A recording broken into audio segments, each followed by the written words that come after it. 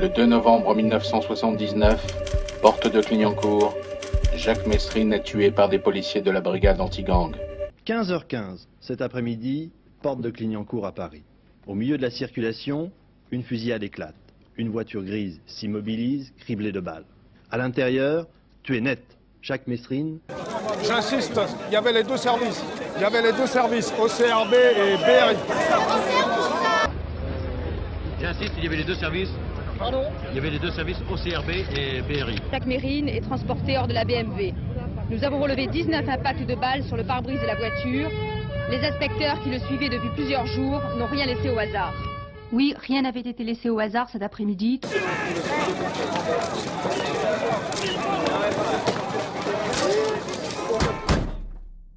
C'est en voyant cette comparaison qu'on voit vraiment que ces deux films se rapprochent vraiment de l'histoire réelle.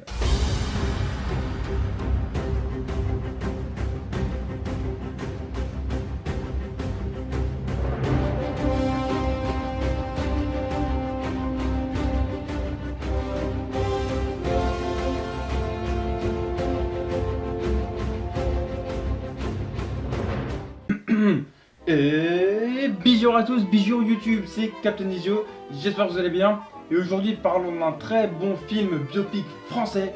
Je veux bien sûr parler de Mérine, l'instinct de mort et Mérine, l'ennemi public numéro 1. On dit pas Messrine, on dit Mérine. Comme tu dirais, Miroménil, pas Miromesnil ou... Donc l'histoire, on va faire ça très vite, c'est que des années 60 à sa mort violente, Jacques Mérine a forgé sa propre légende pour devenir un gangster mythique. Déjà, après avoir vu ces deux films, je me suis énormément intéressé à Jacques Mérine, entre regarder les interviews du commissaire Broussard, les interviews des témoins, des policiers, de sa dernière femme Sylvia Jean-Jacques, au moment aussi où il s'est fait tuer avec cette histoire de sommation ou pas. Et moi, personnellement, mon avis, c'est qu'il n'y a pas eu sommation. Il n'y a pas eu de sommation, comme l'a dit Broussard. Il n'y a eu aucune sommation, aucune. Ça a été très vite et il n'y en a pas eu, non. Ce que je dis dans mon livre. Il n'y a pas eu de sommation. Ah non, je ne dis pas qu'il n'y a pas eu de sommation. Vous savez très bien qu'il n'y a pas eu de Vous dites sommation. que Broussard ne peut pas dire qu'il y a eu des sommations puisqu'il était avec vous. C'est pas la même chose.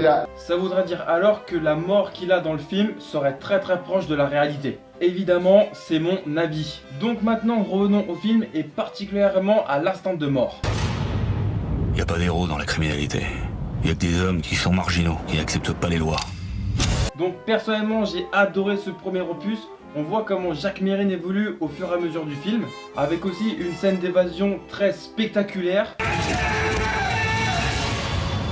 Avant l'automne, on est dehors ou mort. Donc pour moi, c'est un très bon polar.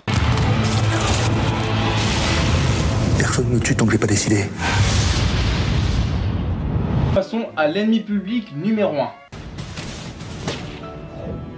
Pourquoi faites-vous tout ça? Moi, je veux pas rêver ma vie. Comment vous appelez? Sylvia. Donc pour moi, la reconstitution est très bien menée, le scénario est très documenté et le ton est très sombre et cruel. Donc ce deuxième opus raconte la suite des aventures de Jacques Mérine, où il va devenir dans les années 70 l'ennemi public numéro 1. Le film est très différent du premier parce que déjà on change d'époque. On voit que dans le premier opus, Jacques Mérine hésitait entre une vie honnête ou une vie de criminel, mais là dans le deuxième, il sait vraiment ce qu'il veut. Est-ce que vous diriez que vous êtes un homme dangereux? Ce deuxième opus est beaucoup plus rythmé que le premier, mais alors par contre les deux ils se complètent parfaitement. Et ce film nous fait vraiment suffoquer du début à la fin. Je m'appelle François Besse. Et ça, vous pouvez compter sur moi! Reste en place! On l'a battu, embarquez! Entre toutes ces scènes de suspense, d'action, de violence, franchement il n'y a rien à dire. Et le film est toujours aussi réaliste pour coller au mieux ce qui s'est passé dans la réalité. Niveau personnage, bah écoutez, dans l'ensemble, ils sont vraiment très bien dans le rôle, il n'y a vraiment rien à dire sur eux.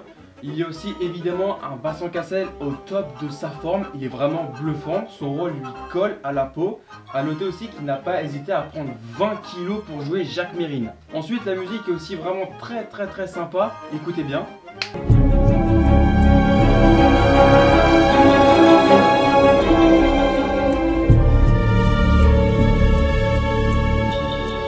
Donc pour ceux qui n'ont pas vu ces deux films, eh ben vous savez ce qu'il vous reste à faire. Comment pensez-vous que vous allez vieillir? Je crois pas que je vieillirai beaucoup. Et voilà tout le monde, c'est la fin de cette vidéo, j'espère qu'elle vous aura plu. Donc voilà ce que je pense de l'instinct de mort et l'ennemi public numéro 1, que je vous conseille évidemment. En tout cas, n'hésitez pas à liker et à partager cette vidéo si vous avez aimé. Et puis bah nous, on se dit à dimanche prochain sur YouTube, c'était Captain, pour vous servir. Allez, ciao! La seule chose que je sais, c'est que si tu écoutes cette cassette, c'est que je suis dans une cellule d'où on ne s'évade pas.